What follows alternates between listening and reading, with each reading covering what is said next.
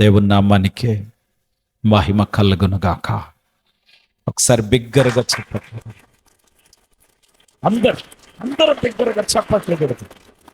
ఉన్నత కార్యమును చేసే దేవుని మహిమ నిన్ను నీ పిల్లలను ఎక్కలేనంత ఎత్తునకు ఎక్కించి నడిపించునుగాక. యెహెజ్కేలు గ్రంథము 26వ అధ్యాయము 2వ వచనము నుండి వ్రాయబడిన మాటలు చదువుకుందాం. నరపుత్రుడా, యెరూషలేమును గూర్చి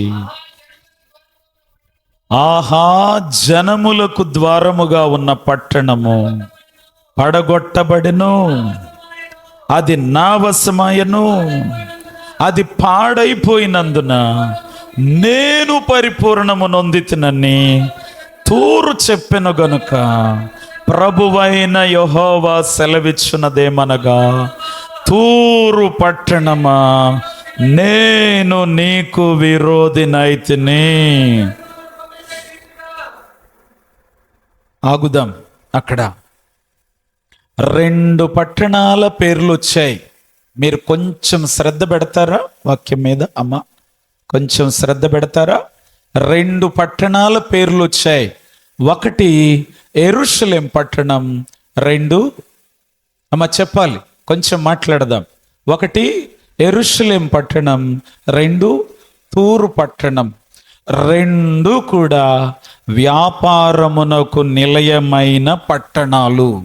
ఎలాంటి వ్యాపారము అంటే అంతర్జాతీయ వ్యాపారం. ఏ వ్యాపారము? అంతర్జాతీయ వ్యాపారానికి పేరుగాంచిన పట్టణాలు ఈ 2 టగ్గా ఫారుగా ముందుకెళ్తున్నాయి వ్యాపారములో. ఏ 2 పట్టణాలు మాట్లాడాలి? ఏ 2 పట్టణాలు? యెరూషలేము పట్టణము, తూరు పట్టణం. యెరూషలేము పట్టణానికేమో రోడ్డు మార్గాల ద్వారా జరుగుతుంది వ్యాపారం. తూరు పట్టణానికేమో సముద్ర మార్గము గుండా జరుగుతుంది వ్యాపారం. అర్థమైందా? రోడ్డు మార్గము గుండా జరిగే వ్యాపారమేమో యెరూషలేముది, సముద్ర మార్గము గుండా ఓడల గుండా జరిగే వ్యాపారమేమో తూరు పట్టణానిది. తూరు పట్టణము ఏం చేసిందంట? యెరూషలేము నాశనమైనప్పుడు, యెరూషలేము పతనమైనప్పుడు తూరు ఏం చేసింది? ఆ వ్యాపారం కూడా నా వశమైపోయింది. యెరూషలేము పట్టణం పాడైపోయినందున నేను పరిపూర్ణము నొందితిని అని తూరు చెప్పెను. యెరూషలేము పట్టణం యొక్క వ్యాపారం దెబ్బతింటే ఎవరు నవ్వుతున్నారు? చెప్పాలి. ఎవరికి నవ్వు వస్తుంది? తూరు పట్టణానికి నవ్వు వస్తుంది. ఎవరు గర్విస్తున్నారు? తూరు పట్టణము గర్విస్తుంది. ఎవరికి వచ్చిన నాశనాన్ని బట్టి? యెరూషలేముకు వచ్చిన నాశనాన్ని బట్టి. కొన్నిసార్లు మన పిల్లలలో ఎవరైనా తప్పటడుగు వేస్తే ఎంతమంది నీ పిల్లోడు చేసిన చిన్న తప్పిదాన్ని బట్టి ఎంత గర్విస్తూ ఉంటారు. మా పిల్లలు నిజాయితీగా ఉంటారు, మేము అలాంటి వాళ్ళం కాదని మాటల కత్తిపోటు లాంటి మాటల చేత ఇంకా నీ హృదయాన్ని గాయపరిచేవారు లేకపోలేదు కదా.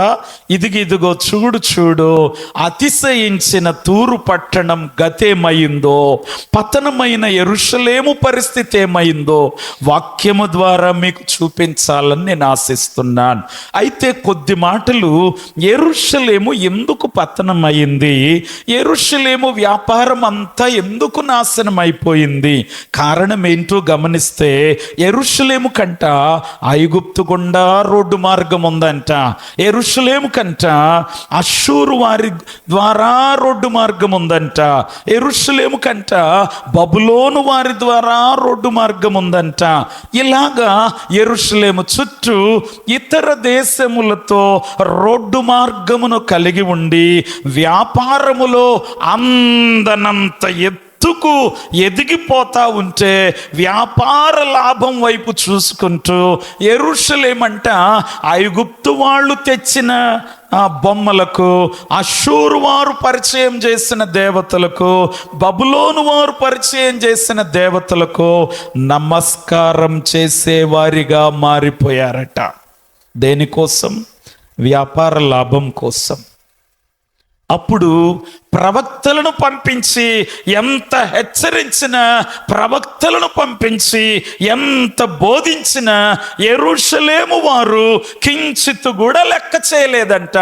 మేము గనక అష్షూరు వారు తెచ్చిన ఉన్నత స్తంభములకు ధూపం వేయకపోతే, మేము గనక బబులోను వారు తెచ్చిన ఉన్నత స్తంభములకు ధూపం వేయకపోతే మా వ్యాపార లావాదేవీలు దెబ్బతింటాయి. కనుక మేము అష్షూరు వారు తెచ్చిన వాటికి, బబులోను వారు తెచ్చిన వాటికి నమస్కారము చెయ్యాలి, ధూపము వెయ్యాలి. ఇంకా దిగజారిన పరిస్థితి ఏంటో తెలుసా? ఆకాశరాణి దేవతకు పిండి వంటలు చేసేవారుగా కూడా దిగజారిపోయారంట యెరూషలేము వారు. ఎలాగంటే అర్ధచంద్రాకారములో ఉండే పిండి వంటలు, సూర్యుని ఆకారములో ఉండే పిండి వంటలు చేసుకొని ఆకాశరాణి దేవతకు పిండి వంటలు చేసి వాటిని తీసుకెళ్లి సమర్పించేదాకా దిగజారిపోయారట. కనుకనే దేవుని ఆత్మ, నిజ దేవుని ఆత్మ యెరూషలేమును సరిచేయాలని, బాగు చేయాలని ప్రవక్తలను పంపించి హెచ్చరించిన వ్యాపార లాభమే ముఖ్యము నాకు. ఇదిగో మీరు చెప్పినట్టుగా నిజ దేవుని వరకే నేనైతే పరిమితమై ఉండలేను అని తేల్చేసిందంట. అందుకని దేవుడు ఏం చేశారంటే కావాలని శత్రువు చేతికి యెరూషలేమును అప్పగించేశారు. ఎందుకు? బుద్ధి వస్తుందని. ఎందుకు? బుద్ధి వస్తుందని. అప్పగిస్తే బబులోను సైన్యము యెరూషలేము మీదికి వచ్చి యెరూషలేమును నాశనం చేసి యెరూషలేములో ఉన్నటువంటి ఆ జ్ఞానము కలిగిన వారిని చెరపట్టుకొని తీసుకెళ్ళిపోయారు. చెరపట్టుకొని తీసుకొని వెళ్ళిపోతే పరదేశములో పరజనుల మధ్య కొండకొకరు, గుట్టకొకరు, పొట్టకొకరు అయ్యారు. వాళ్ళను చెరగొని పోతా ఉంటే వాళ్ళంట వారి సితారాలను నిరవంజి చెట్లకు తగిలించి ఏడుస్తూ కూర్చున్నారంట. అప్పుడంట వాళ్ళను చెరగొని తీసుకుపోతున్న శత్రువు సియోను కీర్తనల్లో ఒక కీర్తన పాడండి అని చెరలో ఉన్నటువంటి వారి ద్వారా సంతోషమును పొందగోరితే వారి సితారాలను నిర్వంజి చెట్లకు తగిలించి ఏడుస్తూ ఉన్నారు, దుఃఖపడుతూ ఉన్నారు. దేనిని జ్ఞాపకం చేసుకొని? అలనాటి వ్యాపారమును, అలనాటి వైభవమును, అలనాటి మహిమను జ్ఞాపకం చేసుకొని ఆ నదుల యొద్ద కూర్చుండి వారి సితారాలను నిరవంజి చెట్లకు తగిలించి ఏడుస్తూ ఉన్నారంట. ఎవరు కొని తెచ్చుకున్నారు ఆ దుఃఖము? ఎవరు కొని తెచ్చుకున్నారా నష్టము? ఎవరు కొని తెచ్చుకున్నారా కష్టము? అంటే యెరూషలేము వారు వారికంతట వారే కొని తెచ్చుకున్నారు. ఇప్పుడేమో ఏడుస్తున్నారు. సహోదరి, రహస్యముగా వ్యర్థమైన వాటికి బానిస అయిపోతున్నావేమో. సహోదరుడా, వ్యర్థమైన వాటికి రహస్యముగా వ్యర్థమైన వాటికి బానిస అయిపోతున్నావేమో. ఏదో లాభం కొరకు, ఏదో మొహమాటం కొరకు వ్యర్థమైన వాటికి లొంగిపోతున్నావేమో. అలా లొంగిపోయిన యెరూషలేము పతనమైపోయింది. అలా లొంగిపోయిన యెరూషలేము నాశనం అయ్యింది. అలా లొంగిపోయిన యెరూషలేము దుఃఖమయమైపోయింది. అలాంటి తరుణములో శత్రువు యొక్క చెరలో వారు పడిన కష్టాలు ఎంత అంతా కాదు. అప్పుడు వాళ్ళు అనుకోని ఉంటారు ఏమని? దేవుడు కూడా మనలను విడిచిపెట్టేశాడు, ఇక మనకి శ్రమలు తప్పవు, ఇక మనకి కష్టాలు తప్పవు, ప్రభువు కూడా విడిచిపెట్టేశాడు మనల్ని. 70 సంవత్సరాలు శత్రువు చెరలో. అప్పుడు సియోను కుమార్ అనుకుంటుందంట, ప్రభు కూడా నా చెయ్యి విడిచిపెట్టేశాడు, యెహోవా నన్ను విడిచిపెట్టేసి, ప్రభువు నన్ను మరిచిపోయాడని ఏడుస్తుందంట సియోను కుమారి. అయితే దేవుడు అంటున్నారు, స్త్రీ తన గర్భమున పుట్టిన బిడ్డను కరుణింపకుండా తన చంటి పిల్లను మరచున, వారైనా మరచుదురు గాని నేను నిన్ను మరువను. చూడుము, నా అరచేతుల మీదనే నిన్ను బిగ్గరగా చప్పట్లు కొడదాం. అందరము బిగ్గరగా చప్పట్లు కొడదాం. నీవు పడుతున్న శోధన శ్రమను బట్టి ప్రభువు కూడా నన్ను విడిచిపోయారేమో అని దిగులు పడుతున్నావు కదా, ప్రభువు కూడా నాకు తోడు లేరేమో అని వేదన పడుతున్నావు కదా. ఆయన ఆత్మ అంటుంది, చూడు, నా అరచేతుల మీదనే నిన్ను గర్భమున పుట్టిన బిడ్డను కరుణింపక తల్లి మరచునా, గర్భమున పుట్టిన బిడ్డను కరుణింపక తల్లి మరచునా, మరచిన గానే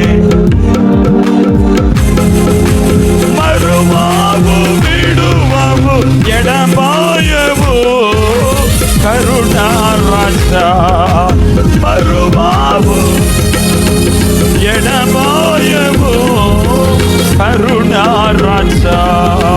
నా ఆత్మ ప్రియుడా యేసు రాజా, అర్పింతును నా హృదయార్పణ, తిరిగే నలెగెన హృదయపూర్వక ఆరాధనతో సాధ్యముగా, హృదయపూర్వక ఆరాధనతో. దగ్గరగా చప్పట్లు కొడదాం. గర్భమున పుట్టిన బిడ్డను తల్లైనా కరుణింపకుండా వారైనా మరచుదురు కానీ నేను నిన్ను. ఒక మాట చూపించాలని ఆశ కలుగుతుంది నాకు. కొరింథీ 2వ పత్రిక 1వ అధ్యాయము 8, 9, 10 వచనాలు. అమ్మ, ప్రతి ఒక్కరు కూడా బైబిల్స్ ఉన్నవారు తీయండి. కొరింథీ 2వ పత్రిక 1వ అధ్యాయం 8, 9, 10 వచనాలు. సహోదరులారా, ఆసియాలో మాకు తటస్థించిన శ్రమను గూర్చి మీకు తెలియకుండా నాకు ఇష్టం లేదు. అదేదనగా, బ్రతుకుదుము అన్న నమ్మకము కూడా లేకుండానట్లుగా మా శక్తికి మించిన అత్యధిక భారము వలన కృంగిపోతేమే. మృతులను లేపే దేవుని అందే గాని మాయందు మేము నమ్మిక ఉంచుకుంటున్నట్లు మరణము,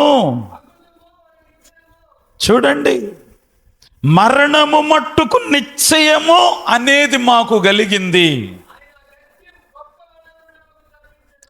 ఆయన ఆ ఘాటి మరణము నుండి మమ్మను బిగ్గరగా చప్పట్లు కొడుదాం. బిగ్గరగా ఏమంటున్నాడండి? బ్రతుకుతామన్న నమ్మకమే పోయింది. బ్రతుకుతామన్న నమ్మకమే పోయింది.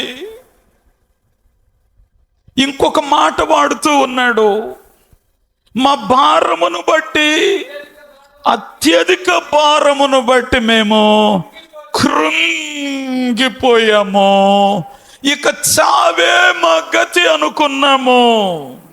3 మాటలు చెప్తున్నాడు పౌలు. ఒకటి ఏమంటున్నాడు? ఆ, బ్రతుకుదుము అన్న నమ్మకమే పోయింది. రెండు, మా శక్తికి మించిన అత్యధిక భారమును బట్టి మేం కృంగిపోయాము. మరణము అగుట నిశ్చయము అని మా మట్టుకు మేము అనుకున్నాం. కానీ ఏం జరిగిందని చెప్తున్నాడు? కృంగిపోయిన మమ్ములను, మరణమైపోబోతున్నాం అనుకున్న మమ్ములను అట్టి గొప్ప మరణము నుండి ఆయన మమ్మును బిగ్గరగా చప్పట్లు కొడుతూ ప్రభువు నామాన్ని మహిమ పరుద్దాం. తప్పించింది ప్రభువు, సింహముల గుహ నుండి తప్పించింది ప్రధానిని చేయుట కొరకు. సింహముల గుహను తప్పించింది బబులోనును శాసించే వ్యక్తిగా చేయుట కొరకు. సింహముల గుహ శాశ్వతం కాదు, అగ్నిగుండము శాశ్వతం కాదు. వాటి ద్వారా పరీక్షించిన దేవుడు అత్యధికమైన మేలుతో నింపాడు. హల్లెలూయా! బిగ్గరగా చప్పట్లు కొడుతూ ప్రభు నామాన్ని మహిమపరచు. ఏ పరిస్థితులు నీ మనస్సును కృంగదీస్తున్నాయో, ఏ పరిస్థితులు నీ మనస్సును కృంగదీస్తున్నాయో, యోబు గ్రంథం 3వ అధ్యాయం 26వ వచనం చదువుకుందాం. యోబు గ్రంథం 3వ అధ్యాయం 26వ వచనం. నాకు నెమ్మది లేదు, సుఖము లేదు, విశ్రాంతి లేదు, శ్రమయే సంభవిస్తుంది. ఏమేమి లేదంట? 1, నెమ్మది లేదు. 2, సుఖము లేదు. 3, విశ్రాంతి కూడా. ఎటు పోయినా మాకు శ్రమే సంభవిస్తుంది. ఒక శ్రమ తీరింది అంటే కాచుకొని ఇంకో శ్రమ వస్తుందా? ఒక కష్టము నుండి బయటపడ్డాను అనుకుంటే ఇంకో కష్టం వచ్చి ఇబ్బందిలోకి నెట్టేస్తుందా? కోలుకొని ఇట్లేదా నిన్ను? దెబ్బ వెంట దెబ్బ తగులుతూ ఉన్నదా? శ్రమ వెంట శ్రమ కలుగుతున్నదా? నష్టము వెంట నష్టము కలుగుతున్నదా? వాటి పైగా దేవుడు అత్యధికమైన మేలు నీ కొరకు దాచి ఉంచాడని నమ్ము. బిగ్గరగా చప్పట్లు కొడితే ప్రభు నామాన్ని మహిమపరచు. నాకు నెమ్మది లేదయ్యా, నాకు సుఖము లేదయ్యా, నాకు విశ్రాంతి కూడా లేదు.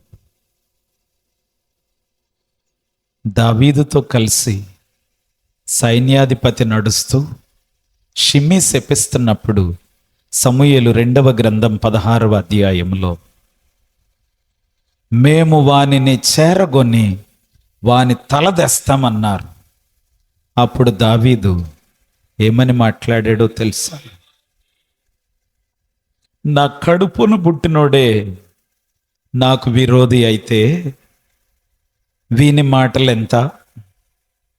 నా కడుపును పుట్టిన కుమారుడే నా ప్రాణము తీర్చుండగా ఈ బెన్యామీనీయుడు ఈ ప్రకారం చేయుట ఏమీ ఆశ్చర్యం.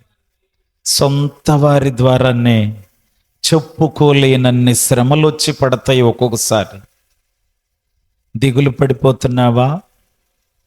ఆ శ్రమలో నువ్వు నమ్మకముగా నిలబడితే నీ కొరకు తెల్లని వస్త్రము దాచిపెట్టబడి ఉన్నది. నీవు పట్టుకొనుటకు ఖర్జూరపు మట్ట సిద్ధపరచబడి ఉన్నది. నీ మీద కప్పుటకు జీవమనే గుడారము సిద్ధముగా ఉన్నది. నీ ప్రతి బాష్ప బిందువును తుడుచుటకు ప్రభువు యొక్క కరుణ హస్తం సిద్ధముగా ఉన్నది. దిగులు పడద్దు. యెరూషలేము వ్యాపారం అంతా పోయింది, వైభవం అంతా పోయింది. శత్రువు చెరగని పోతే తూరు పట్టణం ఏం చేస్తుందని చదివామో?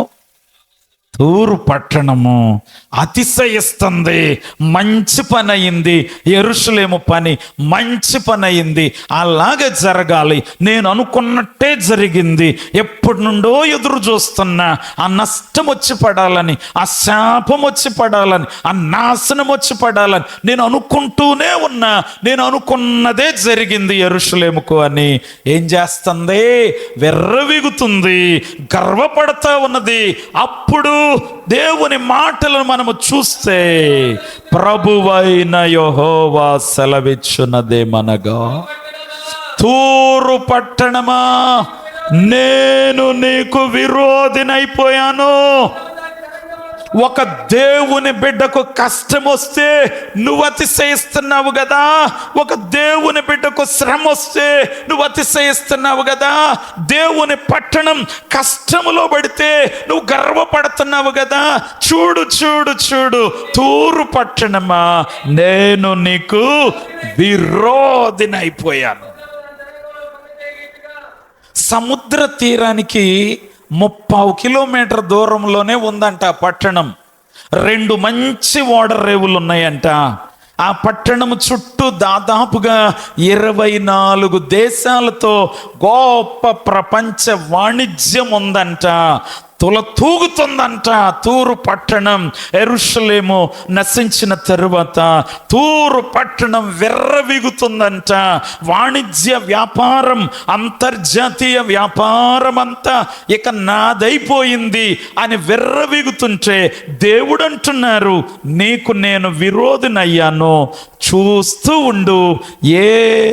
ఏ రాజైతే యెరూషలేం మీదికి దండెత్తొచ్చాడో అదే రాజు, అదే సైన్యం తూరు పట్టణం మీదికి వచ్చేసాడు. బిగ్గరగా చప్పట్లు కొడుతూ, అందరం బిగ్గరగా చప్పట్లు కొడుతూ ప్రభునామాన్ని.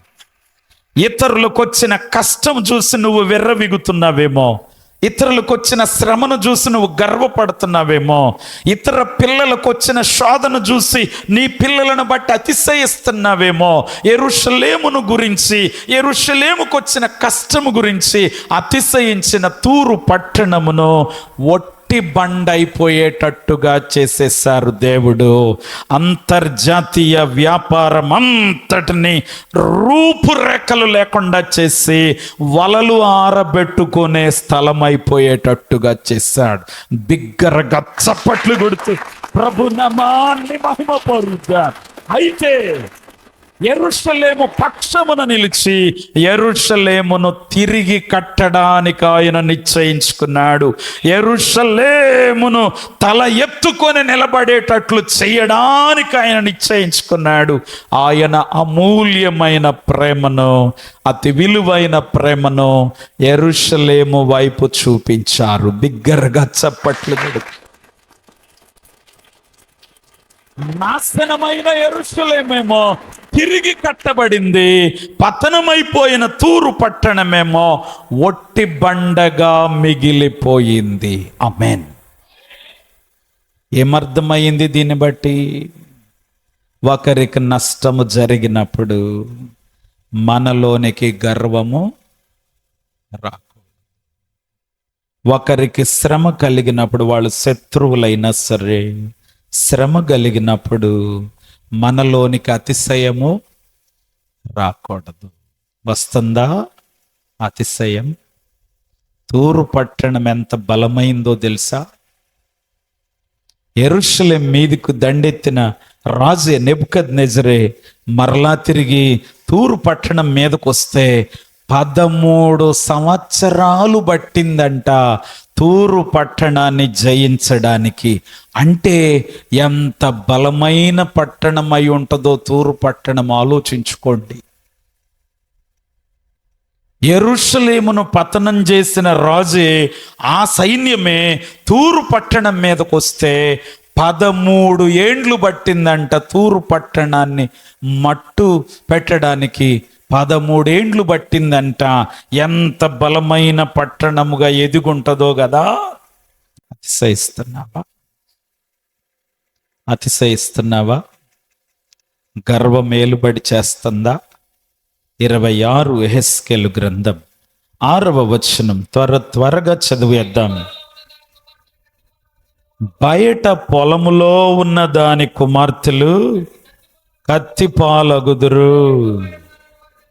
అప్పుడు నేను యెహోవానై ఉన్నానని వారు తెలుసుకొందురు. ప్రభువైన యెహోవా సెలవిచ్చున్నదేమనగా, రారాజైన నెబుకద్నెజరు తూరు పట్టణం మీదికి రప్పించుచున్నాను. రథములతోనూ రౌతులతోనూ గుంపు గుంపులుగా ఉన్న సైన్యముతోనూ. చూడండి 26 పట్టణాలు ఉన్నాయంట దాని చుట్టూ. వాటినే కుమార్తెలని రాస్తున్నాడు. వాళ్ళు ఖడ్గం పాలైపోయారంట. తూరు పట్టణం ఒట్టి బండైపోయిందంట. తూరు పట్టణం యొక్క వైభవం మీ ముందు ఉంచాలనుకుంటున్నాను నేను. 27వ అధ్యాయం యెహెజ్కేలు గ్రంథం 32, 34, 35 వచనాలు చదివితే వాక్యం సెలవిచ్చుచున్న మాటలు ఏంటో తెలుసునా? శనీరు దేశపు సరళ వృక్షం రాణులు ఉన్నాయంట దాని దగ్గర కదా. 28వ అధ్యాయము 4-5 వచనాలలో మనము గమనం చేస్తే దాని మూల స్తంభాలుగా లెబానోను దేవదారు వృక్షాలు ఉన్నాయంట. వాటి ఓడల తెడ్లు కోసం బాషాను సింధూరం రాణులు తెచ్చారంట. వాటి పీటలు ఉపరితలం కోసం గుంజం రాణులు తెచ్చారంట. వాటి యొక్క ఓడల తెరలు విచిత్రమైన పని గల అవిసనార బట్టలతో చేశారంట. దానిని నడిపేవారు సీదోను వారు అర్వాదు వాసులు ఉన్నారట. గెబలు పనివారు ఓడలు బాగు చేసేవారుగా ఉన్నారంట. దాని ఓడలన్నీ 27వ అధ్యాయం 9వ వచనం అంటది, ఓడలన్నీ నీ రేవులోనే ఉన్నాయి. అంటే వాణిజ్యం అంతా నీ దగ్గరే ఉంది. 24 దేశాలతో వర్తకం పెట్టుకుందంట ఈ దేశము. ఆ దేశాల పేర్లు కూడా ఉన్నాయి. మీరు తర్వాత చూసుకుంటే 27వ అధ్యాయంలో 24 దేశాలతో వాణిజ్యం వర్తకం పెట్టుకుందంట. విలసిల్లుతూ ఉన్నది, విర్రవీగుతూ ఉన్నది. ఎవరి మీద గర్వపడుతున్నది? ఎవరి మీద? చెరలోనికి పోయిన యెరూషలేము మీద గర్వపడుతున్నది. సౌలు, దావీదు ఇద్దరిని ఆలోచన చేసి చూడండి. సౌలేమో ఏం చేశాడని వాక్యం సెలవిస్తుంది. సమూయేలు మొదటి గ్రంథం 18వ అధ్యాయం 9వ వచనం చూద్దాం.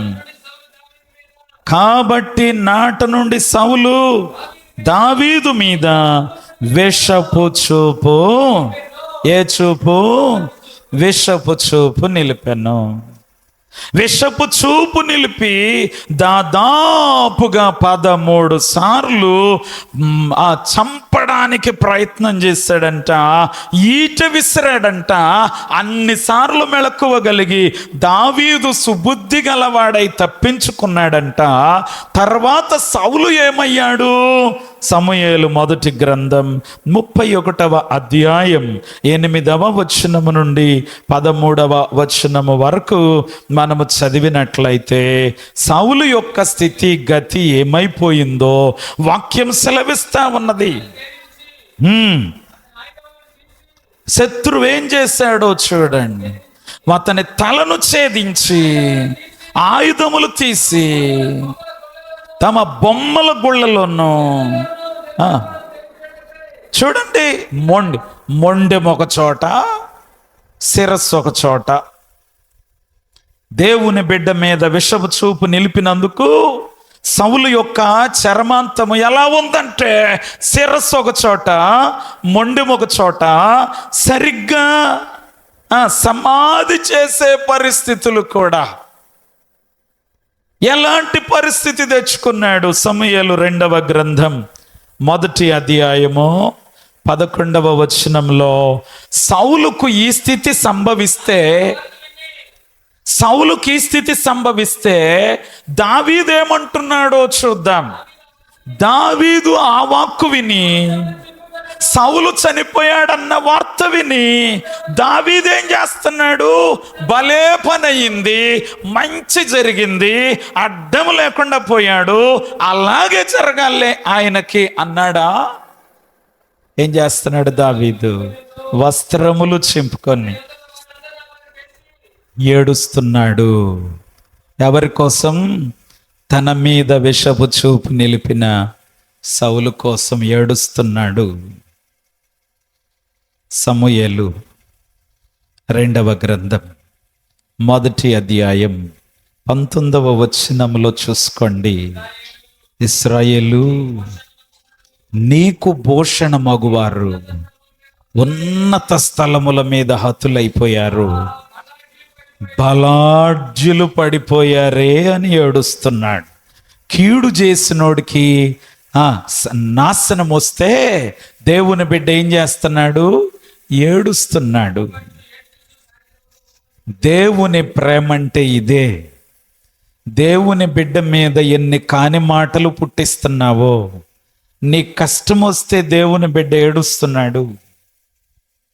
దేవుని బిడ్డ మీద ఎన్ని పుకార్లు లేపుతున్నావో, నీకే కష్టము శ్రమ వస్తే ఆ పనిని బట్టి అదే దేవుని బిడ్డ కన్నీరు విడుస్తున్నాడు నీ కోసం. దేవుని ప్రేమ విలువేంటో గుర్తెరుగుతావా? దేవుని ప్రేమ విలువేంటో గుర్తెరుగుతావా? ప్రభు కొరకు సాక్షిగా నిలబడతావా? గర్వించిన తూరు పట్టణము ఒట్టి బండైపోయిందని వాక్యం సెలవిస్తుంది. వలలు ఆరిపెట్టుకునే స్థలమైపోయిందని వాక్యం సెలవిస్తా ఉంది. ఇక ఎన్నడూ ఎవడు కూడా తూరు పట్టణమును మరలా దాని వైభవములోనికి తేలేడు అని వాక్యం సెలవిస్తుంది. దాని మీద మట్టిని తుడిచివేశాను, అది ఇక ఒట్టి బండ అయిపోయింది అంటున్నాడు దేవుడు.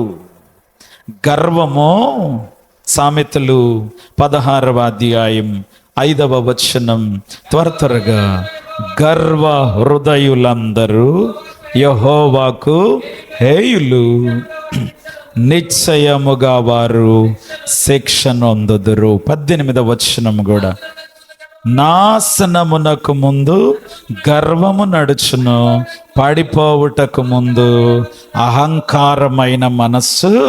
సామెతలు 29:23లో వ్రాయబడిన మాటను కూడా చదువుకుందాం. ఎవని గర్వము వానిని తగ్గించును. బిగ్గరగా చప్పట్లు కొడుతూ, బిగ్గరగా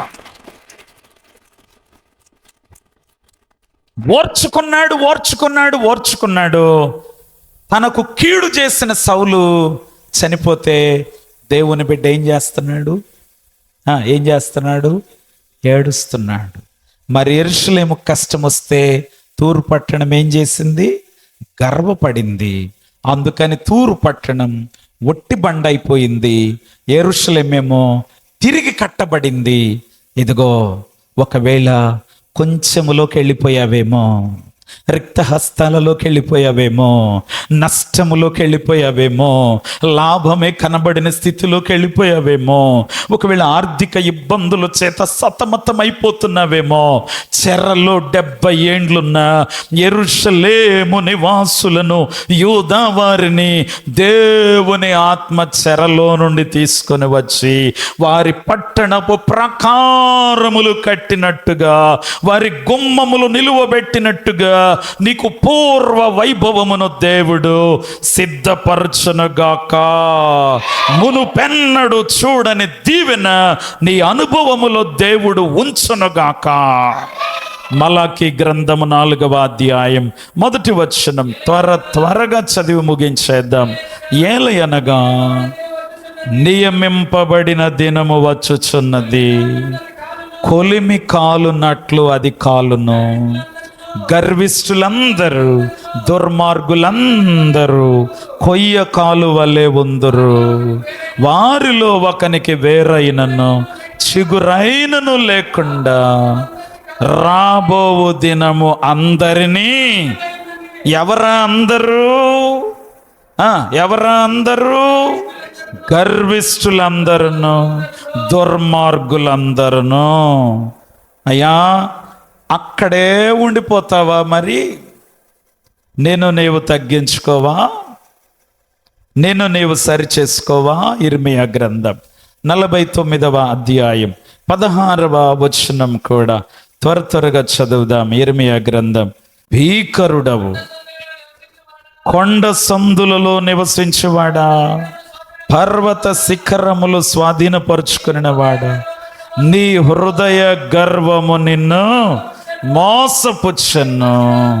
నీవు పక్షిరాజు వల్లే నీ గూటిని ఉన్నత స్థలములలో కట్టుకొని నన్ను అక్కడ నుండి నేను నిన్ను క్రింద పడద్రోసెదను. అతిశయించావు కదా, ఉన్నతమైన దగ్గర కట్టావు కదా, ఇదిగో నేను నిన్ను ఏం చేయబోతున్నానండి. పరీక్షించుకుంటావా? దావీదుకున్న మనస్సేంటి? సౌలుకున్న మనస్సేంటి? యెరూషలేము స్థితి ఏంటి? తూరు పట్టణం స్థితి ఏంటి? ఈ రాత్రికాల సమయములో అయ్యా, దావీదులో ఉన్న తగ్గింపు నాకు కావాలి, దావీదులో ఉన్న విధేయత నాకు కావాలి, దావీదులో ఉన్నటువంటి ఓర్పు నాకు కావాలి, ఆ సహనము నాకు కావాలి. ఎదుటివారి యొక్క శ్రమను చూసి నన్ను అతిశయపడనీయొద్దు ప్రభువా. గర్వము నా హృదయములో వద్దయ్యా. నేను మీ కొరకు సాక్షిగా నిలుచుటకు నాకు సహాయము చేయమని ప్రార్థన చేద్దాం. అందరము కూడా హృదయపూర్వకముగా ప్రార్థన ప్రార్థన ప్రార్థన. ఓ తండ్రి, స్తోత్రములు స్తోత్రములు స్తోత్రం. లేచి నిలబడి చేయాలి ప్రార్థన. అందరము కూడా లేచి నిలువబడి, నిజమే ప్రభువా, నా మనస్సాక్షిని కూడా సిలువ రక్తము కడుగుటకు సహాయం చేయండి. నా మనస్సాక్షిని కూడా సిలువ రక్తం కడుగుటకు సహాయం చేయండి. ఇతరుల శ్రమను చూసి నేను అతిశయిస్తున్నానయ్యా. ఇతరుల కష్టాన్ని చూసి నేను అతిశయిస్తున్నానయ్యా. ఓ తండ్రి, ప్రార్థన ప్రార్థన ప్రార్థన.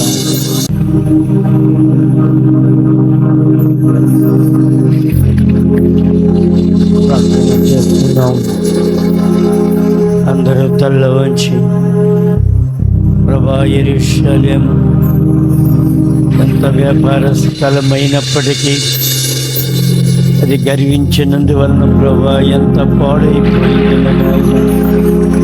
దాని వ్యాపారం అంతా పాడైపోయినప్పుడు ప్రభా, తోరు వారు ఎంత గర్వించారు నాయన, ఎంత గర్వించారు ప్రభా. మేము ఎక్కడ ఇతరుల బలహీనతలను చూసి మేము గర్వించేవారిగా మమ్మల్ని క్షమించండి నాయన.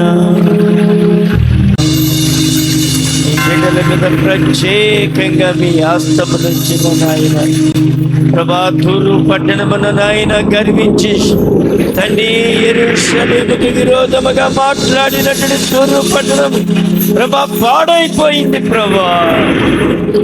నాయన, ఇతరుల యొక్క తండ్రి కష్టములు చూసి అతిశయించే వారముగా ఉండనయ్యొద్దయ్యా. ఇతరులకు బాధలు కలిగినప్పుడు మేము వారిని చూసి తృణీకరించే మనసు నుంచి మమ్మల్ని విడిపించండి ప్రభువా. ఈ బిడ్డల మీద ప్రత్యేకంగా మీ హస్తములు, ఈ దాసుడు ఇచ్చినటువంటి వర్తమానము వీరి హృదయంలో క్రీదరించిన మహాపరిశుద్ధుడా, ప్రేమ కలిగిన మా పరలోకపు తండ్రి, ఈ దాసుల ద్వారా మీరు ఇచ్చిన వర్తమానాన్ని బట్టి మీకు వందనాలు ప్రభా. నాయన, తూరు పట్టణాన్ని, యెరూషలేమును మా ముందు పెట్టారయ్యా ప్రభా. సౌలును, దావీదును మా ముందు పెట్టారు నాయన. దావీదు వలె సుబుద్ధి కలిగిన జీవితాన్ని మీరు మాకు దయచేయండి.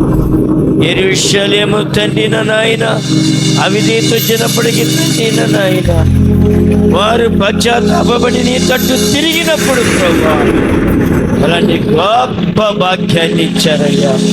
అలాగూ తిరిగి మరలా మమ్మల్ని కట్టండి నాయన. తిరిగి మరలా మమ్మల్ని బాగు చేయండి. మమ్మల్ని ఆదరించి కనికరించి క్షమించి నీకు మహిమ తెచ్చే బిడ్డలుగా మమ్మల్ని తీర్చిదిద్దమని క్రీస్తు నామంలో వేడుకని ప్రార్థిస్తున్నాను తండ్రి. ఆమేన్.